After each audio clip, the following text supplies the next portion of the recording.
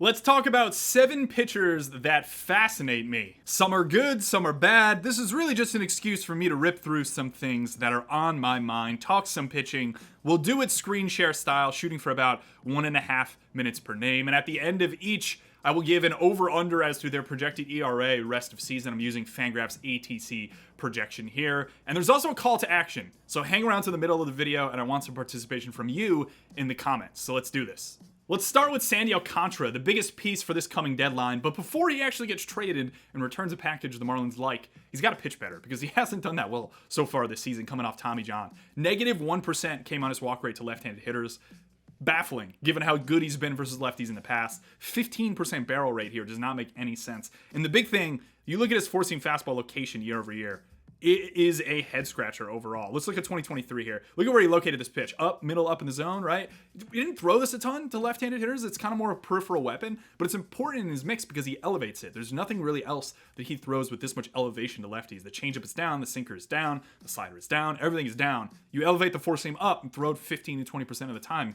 It's a weapon. He got a ton of swing and miss with it. You jump forward to 2025 and look at his locations on this offering. Middle of the plate and down. I'm not entirely sure whether it's something mechanical. Maybe the feel for that elevation is just off post Tommy John. He has talked about not being able to bounce back as easily as he has in the past. Perhaps that is a reason why. I'm not entirely sure what to do here. That is the thing. If you're looking for one thing going forward as to like when does Sandy get it back on track, I imagine it's going to correlate pretty strongly with a refined approach to left-handed hitters. Now, the swing and miss is down to righties as well, but you also just have some poor luck here. You see this with his strand rate. If you jump back to Fangraphs, look right here, right? Way down relative to historic averages. It means he's allowing basically guys on base to score when he normally doesn't do that. That's just something that's going to regress back up. 7.23 ERA next to a 3.65 FIP against righties. A lot of positive regression happening there, but the lefty approach to change is going to have to be more deliberate. Over under a 3.93 ERA per Fangraphs ATC. Tough one. I'm not entirely sure where to go on this. I think I'm going to go over, but I think it's going to be in that like 4.41 window. Betting on guys off Tommy John like this is risky, and I think that's something maybe I overlooked coming into the season when I was a little bit more bullish on him. I just think this is a multi-year investment for whoever acquires him, where it's more of a 2026 thing as opposed to him being your one starter in the postseason, you know, off the top, off the bump, throwing 40, 50 innings in the playoffs. I just don't really see that happening. So perhaps I'm wrong. He's had crazy inning totals in the past. Maybe he could get back there, but I'm skeptical it's all figured out this season. One of the more interesting breakout arms from this season that I think we're all trying to figure out how good he is Matthew Liberatore, 3.11 ERA, 2.31 FIP. I do ask the question, why is he good though? Because he's not doing anything dramatically different from last year. This isn't a massive overhaul. So I have 3 theories I want to talk through quick. First one is multi-fastball approach. This is becoming very in vogue. You see the Mets doing this a lot with a lot of their guys. Give me four-seam sink cut, short slider, big sweeper. Like, I just want more pitches, specifically in that multi-fastball angle if one of your fastballs is not so good to throw it a bunch. Four-seam fastball for Liberatore, middle of the plate. Watch how this aligns with his sinker, right? So you have 2 pitches going to a very similar spot of the strike zone. Then you go to slider, and you have a similar situation. Slider down, and then watch his cutter, which is also down in primarily, but also kind of more inside, maybe a little bit up at times, but he's usually down with that pitch. So you have 2 pitches going to 2 separate spots of the zone that are very similar in terms of their shapes, very subtly different, right? The four-seam in the sink, small deviation horizontally, slider, cutter, vertical separation, and a little bit of velocity differential. Interesting, but it doesn't explain why he got better this year. Another one that doesn't explain why he got better, but I want to point out, is that his horizontal release is very centered on the rubber. It's 96th percentile. So he's further to the third base side facing right-handed hitters than 96% of major league pitchers. It's very vertical. I'll show a video here just of where he is set up relative to a guy that's maybe further over from the left side, trying to play more of that like far first base side angles onto a righty. But the other angle here that Eric Samolsky pointed out to me, works for Roto World, does a good job there. Count-specific usage is really important. I think it's even more important just to split by handedness to start. But once you split by handedness, you got to drill down and know, okay, behind and count 2 strike, less than 2 strike, first pitch of an AB, first or second pitch of an AB. And for Liberatore, if you look at first or second pitch of an AB, so 0-0, 0-1, 1-0, how much is he throwing his changeup year over year? It doesn't seem like a dramatic increase, but he pulled down four-seam, jacked up the changeup, and his results in those situations have been much better. It's a substantial difference, I think, to lead with your changeup and have the confidence to be able to do that, and also not sacrifice a ton of walks. Improve dramatically on the walk side. Hat tip to him. How good is he, though, going forward? Over-under is about a 4.10 ERA. I think I'm going to take the under there. I don't know if he's at 3.11. I don't even know if he's like a 3.5 guy. I think he's going to run into some zone regression on his fastball specifically, but I think he could keep it in like the 3.8-ish area, so I'll take the under on 4.1. One of the more interesting, high-slot, weird lefty breakout arms from this season. All right, I realize I'm blowing way over the 1.5-minute projection that I had on this video per pitcher. I just have more to talk about, so this video is going to extend out, but I still want your comments down below. Give me the pitcher you found this year that is interesting to you. It could be good, it could be bad, there could be a very specific reason you want to talk about this pitcher, but I love this because I did this in a reliever video I did, which you should check out, and I got a bunch of names, guys that I hadn't thought of, guys I hadn't looked at, and it really helped me kind of expand my breadth of knowledge around various arms in the game, and I hope it does so again here. I'm more versed with starting pitchers, so if you could surprise me on a name, that would be really impressive, but I'll see you in the comments. I'm not sure how many people realize how good Logan Webb has been this year. A lot of talk about Skeens and Scooball and all these other really fun pitchers, but Webb is quietly posting a 2.6 ERA with better peripherals than a lot of these guys. His strikeout rate has skyrocketed from 21% to 29% this year. He's maintained his ability to limit barrels. You rarely see this, and I think most of this comes down to some lefty tweaks. I just think the lefty visual has changed for him. And I want to point that out just through how he's approaching guys a bit differently. Sweeper now is his primary. If you jump back to 2024, it was his changeup that he used most, but he cut the usage on that. Sweeper's now, I wouldn't say backdoor, but he sweeps it to the middle for called strikes, and you see this kind of down in little more two-strike whiff offerings. Those are really impressive. They're really effective. The sinker is kind of up in, so you see him righty to lefty, almost front hipping that. That's a little different than last year as well, where it was more away. The changeup isn't used as much. This is just a primarily down pitch. I won't even show that. But the cutter is the pitch that he introduced late last season, and he used it in September around like 10% of the time. This year it's up to 18%, and he's using it like up away. And I wonder whether adding that cutter up away and putting the sweeper thing more down to down in, as opposed to backdooring the sweeper and just kind of throwing away the cutter, not having it, is changing how lefties are approaching him and struggling because they're getting beat up overall. As I mentioned, cutter is up, sweeper down in now. The four-seam usage to righties is also really fun here. This is like a pure upshoot pitch for him. But I do think if you have the command to get a pitch up and you have this low slot, you should throw it. I think the problem a lot of these guys like Tanner Hoke and others run into up and down on the four-seam usage, etc., is just a pure location angle. But his ability to use that pitch straight up is crazy. I'll also point out, is the highest swinging strike rate in baseball among 50. I believe 50 is the minimum for pitches thrown. Logan Webb, the sinker slider changeup guy. That is crazy to me. Over under 3.35 ERA rest of season. I kind of want to take the under here. I don't know. I'm in on him as a guy who's getting a couple side votes at the top. It's just we have a lot of really good pitchers this year, especially in the NL. Wheeler, Skeens, etc. Those guys will probably get more votes than Webb, but I don't know. If we look back at the end of the year and Webb has better peripherals than Skeens, I'm not going to be stunned. I just think what he's done is so bulletproof from an approach standpoint, and I'm exceptionally impressed by Webb this year. Our next guy is Bryan Woo, who I think has one of the more unique, unicorny starting pitcher profiles in all of Major League Baseball. And I say that because of his approach angles, specifically on his four-seam fastball. He's 6'2" in terms of his height, like raw, how tall he is. He's 6'7" on extension down the mound, so he's right in line with where most guys extend relative to their height. It's usually about 4% above your standing height is your extension. Anything above that, you get into an interesting territory where you really get, if you could maintain command with that big extension, you could pull your release height down to really interesting intervals. 15 inches of vertical break, 28-degree arm angle at 95 miles per hour. It's really interesting because the net of all this is a vertical approach angle. I'm hopping over to Alex Chamberlain's pitcher leaderboard here where VAA is available. It's one of the flattest. This is the flattest in Major League Baseball. So VAA is like the literal approach angle of the ball. It's affected by all these variables I just mentioned, with the main one also being location. So you kind of have to location adjust it. But I'm going to remove that from the complexity of this for a second and just say, because he elevates it, and because all these elements we're talking about, low arm angle, he kind of upshoots the ball, it has more vertical break than you'd expect from his slot, it's really hard to match plane with that pitch. So the result is one of the highest swinging strike rates in baseball at 19%, sandwiched between two very good pitchers, Tarek Skubal and Zach Wheeler. And then also our guy Joe Ryan down here, who's number 2 in terms of flat approach. It's a really good pitch. And because of that, he throws it a ton to both lefties and righties. So lefty splits on the top here, 55% and then 34%. He's right around like 70% four-seam and sinker versus lefties. And he's right around, again, that same mark, 70%. So he's throwing two fastballs a combined 70% of the time or so, give or take. to either-handedness of hitter.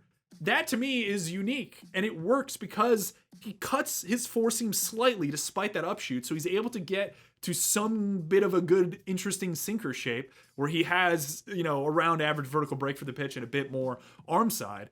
And he just rips these pitches. It allows him to stay in zone a lot, and the approach of the ball makes him really tough to barrel. Fascinating pitcher. I know he had some injury stuff last year, but look at like a projection on him being around 3.62 using ATC projections again here. I'm going to go under on that. I think he's a really good pitcher. It's a matter of whether he stays on the field. He's only projected for like 150 innings on the season. If he can rip a full season, he's going to probably post like a sub 3.5, sub 3.4. All the peripherals look fantastic. I think the barrel limiting ability is more of a skill for him than it is anything else. Barrel's up slightly this year, homers down, so maybe we see a little bit of regression there where he starts allowing a bit more homers. But man, if there's any guy who can throw 70% four-seam sink in Major League Baseball, it's probably a low slot guy like this. So shout out Bryan Woo. Bryce Miller down for the Mariners. The pressure is on him to perform. Jonah Tong from the New York Mets. Yes, a minor leaguer is our next guy we're going to talk about. 11th best strikeout minus walk ratio in minor league baseball this season. Primarily because he's striking out the world. 45% strikeout rate is absolutely insane. He's destroying hitters at Double-A Binghamton in the Eastern League over there. The walk rate is somewhat high, 12%. Yeah, you probably got to cut that down. I'm a bit surprised MLB Pipeline and Baseball America both updated their top 100s and didn't put him in. I think he's better than some of the righty pitchers they had at the back half of their list, but there are some warts here which we can maybe get into. But the reason that strikeout rate is up is because this fastball is insane, and it gained 2.5 ticks from the prior season. This is pretty much across the board from him. The Mets have done a really good job on the pitching development side. I'm going to bring up some cool stuff here. So, screenshotted to me by someone with a True Media account. I don't have a True Media account. Shout out True Media, though. I'm hoping they come back on the media side and I could get back in there because I love their visuals and their tools. The minor league stuff, though, is really cool. So this is big vertical cut, four-seam fastball, awesome separation on the changeup there. You see some of the specs down here in terms of what he's throwing. Big curveball. This slider cutter thing, look at the variance in that. It seems like the Mets have been playing with this throughout the season. But you see the fastball at 95 miles per hour. That's really the thing. That was like 92-ish last year. And he was carrying the ball around, 20 inches of vertical break or so. And good pitch, right? Really good pitch. He's losing a bit of that vertical break as he starts to ascend and throws harder. The ball has less time to vertically break, if that makes any sense. But it's a really good mix. The weird thing that I didn't put in this is that he gets a ton of ground balls on his four-seam fastball despite the cut carry shape. Been trying to wrap my head around that, but it's like a 70% ground ball rate, which is one of the reasons why he's been so hard to barrel, which is why when you look at like the homer per nine, it's 0.32. Really, really odd in that respect. I feel like a lot of times these cut carry fastballs get lifted a lot. His mechanics are a bit wacky, though. I will say, I'll throw him up right here and take a look. He's got a massive head knock. He kind of tilts really hard to a high slot to be able to get to this vert. He's really loose. He seems like a really loose dude on the mound, but I'm a bit concerned on the mechanics side. This is kind of, I don't want to say it's Hurston Waldrop, but I remember talking to a lot of people about Hurston Waldrop and them all going, it's not going to work. He tilts too much, blah, blah, blah. It's really, really unorthodox movement patterns. I wonder whether we have that with Jonah Tong. Maybe he's a reliever long term, but he's been so dynamic that my over-under here is whether he gets an inning in the major leagues this season. I think the answer is no, but I don't know. If you're the Mets, they brought up Jackson Jobe, the Tigers did last year, and used him in the pen. Tong could be a pretty fascinating, funky pen guy. I just wonder whether he's too wild to trust him in more leverage postseason spots, or even you're down by 3 and you want to use Tong. Are you cool? He's not gonna. He maybe pushes your deficit to 5. We'll see. A lot of words on Jonah Tong here. Really fun prospect. I think he's a stud. From a minor leaguer to a reliever, let's go Fernando Cruz, one of the more fun splitters in baseball. It kind of cuts it. Really weird circular spin to it that I love. I actually wrote about him in my Substack too. If you're sub to my Substack, thank you. If not, you should hop on. I'll link to it in the video description. I usually write about this stuff that I'm going over in this video before I eventually put it into video form. So if you want kind of a first mover advantage on it, check this out. I actually went over Cruz the other day, which is why I found him so interesting. The Yankees have been cooking on the pitch development side here. Really good job with Max Fried, who looks amazing. I think they made some tweaks with Carlos Rodon, who looks good. Cruz is another one. I didn't realize these tweaks. They gave him a new sinker. The way we can kind of look at this is pull up. TJ Stats does a great job with these pitch compare tools. Pretty easy one, right? Like left plot's 24. This is 25. We could just peer in and see the differences right off the bat, right? What's that? That's a sinker, new sinker. And then, okay, cool. He had a cutter last year, basically kind of a slider. And he flipped it into a true slider this year, more of a sweeper type pitch. Everything else looks the same, but those are two pretty big adjustments. And then you go down to his horizontal release, this column right here. This is essentially what I was talking about earlier with Matthew Liberatore in terms of where you're moving on the rubber, where your orientation is on the rubber. So they moved him way over to the third base side of the rubber. So he used to be more centered. He's kind of a high slot guy, and they moved him over. I wonder whether to help with his angles. Splitter usage is up 42% to 59%. The sinker looks good. It's a pure righty pitch for him. The slider is now kind of more of a peripheral weapon. He's throwing like 10% of the time to either handedness of hitter. You see the slider tweak, right? They dropped the velo a lot, picked up sweep, and it lost some vertical break. Pretty standard, moving it from more of a cuttery bullet shape down into a sweeper. We saw that splitter usage and the rubber move. I love him. I think he's a really good pitcher. And this split is fun. It's like a cut split. So it doesn't have as much arm side as like Yoshinobu Yamamoto split, for example. Over under 3.55 ERA.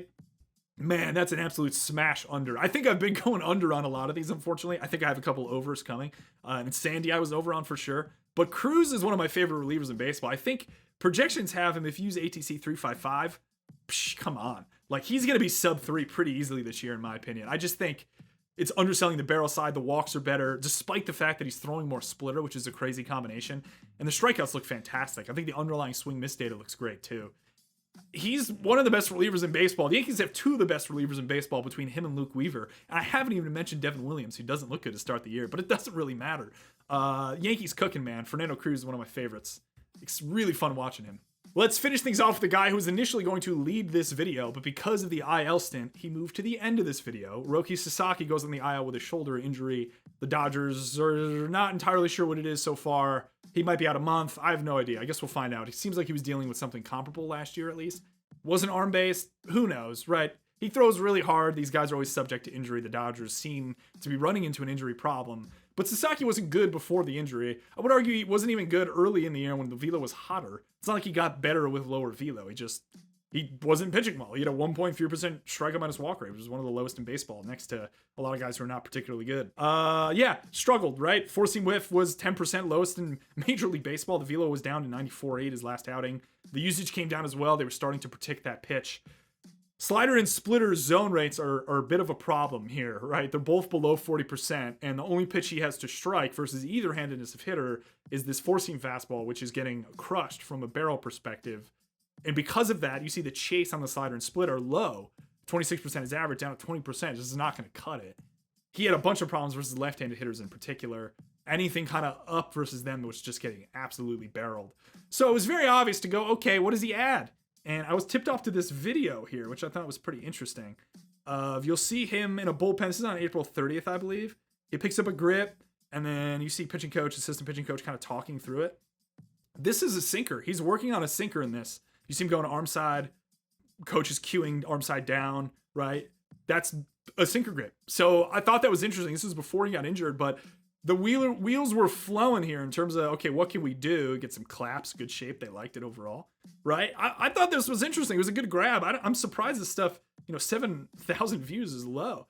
Really cool. I guess not a lot of people are scrubbing through 11 minutes of Roki Sasaki throwing, but someone tipped me off to this, Brandon too. Shout out him. He does some cool stuff on international baseball and whatnot. So, yeah, I mean, listen, the splitter is one of the crazier pitches we've seen. I love it. I think it's a nasty offering. The slider is probably a bit overrated in my opinion. I think it's fine, but it seems really obvious for him to add some kind of sinker, right, as we're talking about here, as he seemed to be playing around with, to give him something to zone otherwise versus right-handed hitters in particular, because he goes four-seam away, sinker in, maybe slider off that. You could get to a different approach than just praying that the four-seam doesn't leak back over the middle. Maybe you have more confidence in that. Maybe you never use the sinker to lefties. That's where maybe a bullet slider comes in this area. It'll mimic the splitter movement, but perhaps because the spin is higher, there's more of that stabilizing spin, gyro spin, he could locate it better and at least get it in zone. I actually think there was some hope here. The over-under projection that I had on him, I don't even think I put it down. Did I put it down? Yeah, the over-under 4.3 ERA rest of season. I think I was going to go over. I think he's probably a 4.3 to 4.5 guy, just because I wasn't entirely sure how long before they figure this stuff out. But he's on the injured list now. We'll see what happens. But the tweaks were coming. So I don't know. Maybe we'll see right after this IL stint if he's back with new stuff. I would expect a sinker. I'd love to see a bullet slider at some point. Maybe all is not lost, but I do kind of feel like this is maybe more of a reliever long term, and the Dodgers just need him to be a starter. But anyways, that's been this video. some interesting starting pitchers I wanted to talk through. You know, helps me get some perspective on these guys and consolidate my thoughts. Give me your thoughts as always. If you made it to the end of this video, awesome stuff. And appreciate your time as always. Take care.